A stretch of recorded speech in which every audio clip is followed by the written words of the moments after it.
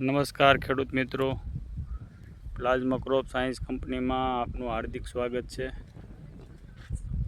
ગામ ધારંગણી ચંદુભાઈ ડોબરિયાની વાડીએ આપણે એકા પ્રોડક્ટ પ્લાઝમા ક્રોપ સાયન્સ કંપનીની જે એકા પ્રોડક્ટ છે તેનો સ્પ્રે થયેલો છે અને 1-1 ફૂટના નવા ડોકા છે.